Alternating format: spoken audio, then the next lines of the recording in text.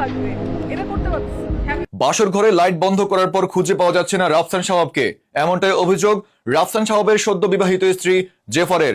জেফার বলছেন, ভেবেছিলাম কালোই গলার মালা, আর তাই তো রাফসান সাহাবকে বিয়ে করেছি, কিন্তু ওমা এখন পড়েছে ভীষণ মুশকিলে। তিনি বলছেন, গতকাল বিয়ের পর বাসর ঘরে লাইট বন্ধ করার পর রাফসান সাহাবকে নাকি খুঁজে পাওয়া যাচ্ছে না। অতঃপর তিনি ভয় পেয়ে তড়িঘড়ি করে দ্রুত লাইট অন করে দেখে রাফসান সাহাব তার পাশে বসে আছে। কালোর কারণে রাফসান সাহাবকে অন্ধকারের মধ্যে দেখাই যায় না।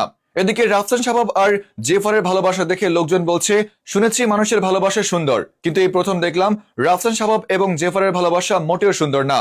এছাড়াও কেউ কেউ রাফসান সাহাব আর জেফারের ভিডিও শেয়ার দিয়ে বলছেন, রতনে রতন চিনে কাল্লা চিনে গু।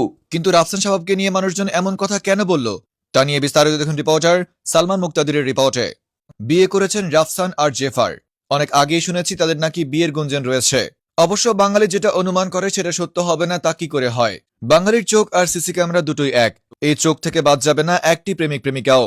বাঙালি যখন গত বছর রাফসান এবং জেফারের মধ্যে ইটিশ পিটিশ আছে বলে সন্দেহ করেছে, তখন অনেকে বলেছে এটা মিথ্যা, কিন্তু বাঙালি যেহেতু বলেছে তা সত্য হবে না তা কি করে হয়? তাই তো এবছর এসে বাঙালির সেই কথা পূর্ণতা পেল। এখন রাফসান এবং জেফারের বিয়ে হচ্ছে। এদিকে রাফসান এবং জেফারের বিয়ে হওয়ার পর জেফার পড়েছে বিপদে।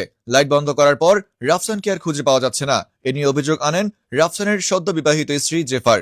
এদিকে রাফসান পূর্বে কতটা বিয়ে করেছে এবং বর্তমানে যে বিয়েটা করেছে, অর্থাৎ জেফারকে যে বিয়ে করেছে, এই বিয়েটা কতদিন টিকবে তা নিয়ে সাদিয়া বিয়ে গবেষণা ইনস্টিটিউটের 3 জন কর্মকর্তা বৈঠকে বসেছে।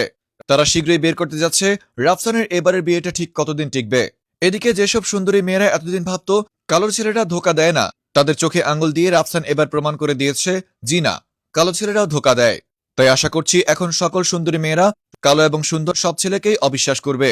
Reporter Salman Muktadir from news ভাইয়া।